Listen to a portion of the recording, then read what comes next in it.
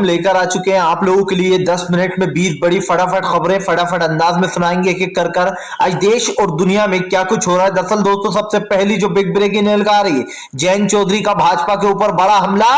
बोले फिलहाल अब बाबा को खाना नहीं पच रहा है, अब हींग की जरूरत पड़ेगी। जी हाँ, दरअसल दोस्तों आपको बता दें जयंत चौधरी ने बीजेपी के ऊपर हमला बोलते हुए कहा कि अब बाबा को खाना पच नहीं रहा है, उनको जो है यहाँ पर हींग की जरूरत पड़ने वाली है। जयंत चौधरी ने कहा कि दरअसल बीजेपी को हार का डर सता रहा है, और जब किसी को हार का डर सताने लगता है तो वो उल्टी सीधी हरकतें करता है, और ये तब होता है जब इंसान का पेट भर जाता है। जयंत चौधरी ने कहा कि मैंने सुना बाबा कह रहे थे यहाँ पर हींग पच नहीं रही है, तो इसके बारे में जयंत ने कहा कि दरअसल हींग की जरूरत अब बीजेपी को पड़ने वाली है, क्योंकि इनको हींग पच नहीं रही है और इनका इलाज अच्छे से किया जाएगा।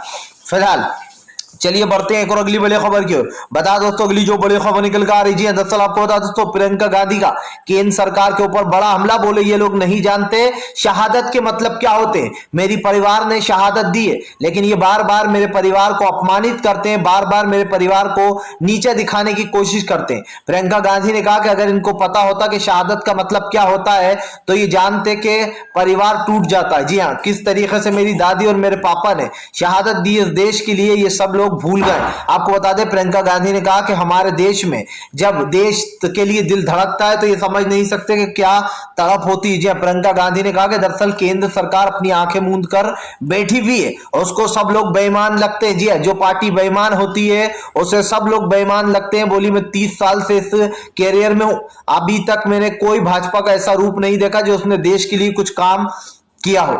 फिलहाल चलिए बढ़ते हैं एक और अगली बिग ब्रेकिंग की तरफ। बता दोस्तों अगली जो बड़ी खबर निकल कर आ रही है, अरविंद केजरीवाल पहुंचे पंजाब में किया रोड शो। जी हाँ दोस्तों, दरअसल आपको बता दोस्तों इन दिनों कांग्रेस और आम आदमी पार्टी एक दूसरे के इर्द गिर्द घूम रहा है, तो वहीं दूसरी तरफ भाजपा जो है वो तीसरी पार्टी बनकर उभर रही है। आपको बताता चलूं दोस्तों फतेहगढ़ साहिब में दोस्तों अरविंद केजरीवाल ने रोड शो किया। इस दौरान उन्होंने खुली जीप में ये रोड शो किया है। माना जा रहा है कि जिस तरीके से अरविंद केजरीवाल ये रोड शो कर रहे थे कहीं ना कहीं दोस्तों वो कांग्रेस को घेरने का काम कर रहे हैं। लेकिन आप सोचिए दोस्तों यही काम जब ओवैसी करते हैं तो हम लोग एक चीज जरूर बोलते हैं कि ओवैसी जानबूझकर विपक्ष का फायदा करा रहा है। लेकिन दोस्तों यहां पर आप देखिए केजरीवाल कहीं ना कहीं बीजेपी का फायदा कराने में जुट गए, क्योंकि आप देख लीजिए इस वक्त पंजाब की जनता हालांकि बीजेपी को वोट देने वाली नहीं है और टक्कर जो है वो केजरीवाल और बीजेपी उसके बीच में ही है कांग्रेस के। लेकिन साफ दिखाई दे रहा है दोस्तों कि यहां पर कांग्रेस जो है वो नंबर 1 पार्टी बनकर उभर रही है, इसलिए भी क्योंकि जो सीएम का चेहरा है वो एक दलित सीएम है, और वो आप जानते हैं कि चन्नी को इसीलिए चूज किया गया है क्योंकि बीजेपी हमेशा दलितों का मुद्दा उठाती है। कर दिखाया राहुल गांधी ने। चलिए बढ़ते हैं एक और अगली बड़ी खबर की ओर। बता दोस्तों अगली जो बड़ी खबर निकल कर आ रही है, अखिलेश यादव का सोशल मीडिया पर वीडियो वायरल, पुलिस वालों की बदतमीजी पर फूटा अखिलेश का गुस्सा। दरअसल दोस्तों उत्तर प्रदेश की पुलिस के तो क्या कहने, वाह रे वाह, आम इंसान को तो ऐसा समझते हैं जैसे कि वो लोग जानवर है और उनको लठ बरसा दिए जाते हैं। अब ऐसा ही एक किस्सा दोस्तों अखिलेश यादव की सभा में हो रहा था। जब अखिलेश यादव लोगों को संबोधित कर रहे थे उसी वक्त दोस्तों आपको बता दें कुछ पुलिस वालों ने जो यहाँ पर लोगों को डंडे मार मार कर हटाना और बदतमीजी करना शुरू कर दिया। अखिलेश से बर्दाश्त नहीं हुआ और अखिलेश ने कहा ओ पुलिस वालों सुनो, तुमसे बदतमीज कोई नहीं हो सकता, तुम ये सब कुछ भाजपा के कहने पर कर रहा हो, लेकिन कोई बात नहीं, अब हमारी सरकार आएगी और उसके बाद सबका इलाज करेंगे, जो भाजपा के समर्थक है उनका भी। जाहिर सी बात है दोस्तों अखिलेश ने कम से कम बदतमीजी के लिए आवाज तो उठाई, वरना बीजेपी तो बदतमीजियों को और बढ़ावा देती है। तो साफ है अखिलेश यादव ने साफ कहा कि ये सब कुछ बीजेपी के कहने पर हो रहा है, जो हमारी जनसभा में आए हुए लोगों को धक्का मार रहा हो, बदतमीजी कर रहा हो, ये बर्दाश्त नहीं करूंगा। अखिलेश ने कहा कि तुमसे बदतमीज और कोई नहीं हो सकता है। अब आप समझिए दोस्तों अखिलेश यादव कितनी बड़ी बात बोल गए पुलिस वालों को कि तुम लोग से बड़ा बदतमीज और कोई नहीं हो सकता जिस तरीके तुम उस आम जनता के साथ बदतमीजी कर रहे हो। फिलहाल चलिए बढ़ते हैं एक और अगली बिग ब्रेकिंग की तरफ। बता दोस्तों लालू के बड़े बेटे का जी सुशील मोदी के ऊपर बड़ा हमला। बोले फिलहाल सुशील मोदी जो है वो चर्च की जमीन हड़ पे बैठे हुए। दरअसल दोस्तों मामला शुरू हुआ है सुशील मोदी के इंटरव्यू के बाद। सुशील मोदी ने दोस्तों अभी एक दिन पहले जब लालू प्रसाद यादव को सजा सुनाई गई कि उनको जो है यहाँ पर मतलब उनको गिल्टी पाया गया है इस मामले में, चारा घोटाले में, तो सुशील मोदी ने कहा कि हम कोर्ट के फैसले का सम्मान करते हैं और इसका वेलकम करते हैं क्योंकि लालू प्रसाद यादव ने कई बड़े घोटाले किए हैं, ऐसा सुशील मोदी का कहना था। अब उनके पलट वार करते हुए दोस्तों आपको बता दें, लालू प्रसाद यादव के बड़े बेटे तेज प्रताप ने सुशील मोदी पर हमला बोलते हुए कहा कि सुशील मोदी तो खुद दूसरों की जमीनों पर कब्जा कर बैठे हुए हैं। आपको बता दें, तेज प्रताप ने कहा कि दरअसल चर्च की जमीन पर सुशील मोदी ने कब्जा किया और उस जमीन को कब्जा कर अपने बेटे को दे दिया है मॉल बनाने के लिए। तो अब आप समझ लीजिए कि कौन कितना पानी में है। जाहिर सी बात है दोस्तों, सरकारें जितनी भी आती हैं उनके कहीं ना कहीं कुछ लोगों के घोटाले निकलकर सामने आते हैं, लेकिन सुशील मोदी दोस्तों ये जो ज्ञान बांट रहे हैं ये ज्ञान उन पर भी लागू होता है, क्योंकि ये बात सच है तेज प्रताप की कि खुद डिप्टी सीएम बिहार के कभी रहने वाले डिप्टी सीएम सुशील मोदी दोस्तों, जो कि आजकल नीतीश के खास सलाहकार हैं, उन्होंने खुद चर्च की जमीन हड़प कर जो यहाँ पर अपने बेटे को मॉल बनाने के लिए दे रखी है।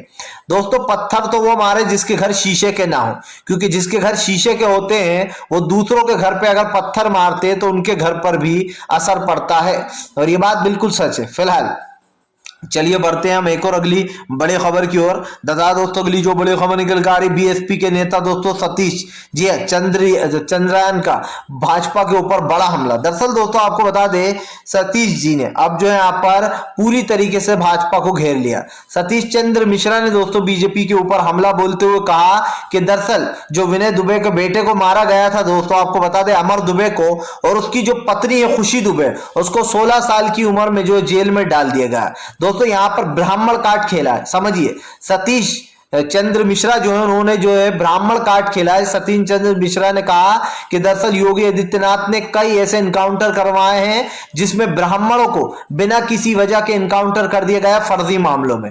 आपको बता दूं, योगी पर सतीश चंद्र मिश्रा ने आरोप लगाते हुए कहा कि दरअसल अमर दुबे की पत्नी को जो है यहाँ पर पिछले 16 साल की उम्र है खाली दोस्तों लड़की की, जब वो जेल गई थी 16 साल की उम्र की लड़की को 2 साल से जेल में बंद कर रखा है, अब तक उसको जमानत नहीं दी गई। आपको बता दें यहां पर एक तरीके से दोस्तों इन्होंने माइंड गेम खेला है, ब्राह्मण काट खेल दिया है सतीश चंद्र मिश्रा ने।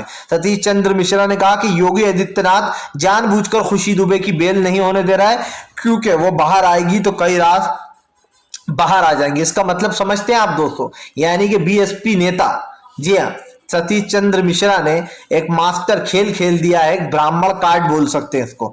चलिए बढ़ते हैं एक और अगली बड़ी खबर की ओर। बता दोस्तों अगली जो बड़ी खबर निकल कर आ रही है, असदुद्दीन ओवैसी का बीजेपी के ऊपर बड़ा हमला। बोले तुम डरते हो तो ये डराते हैं, तुम डरोगे तो ये और डराएंगे।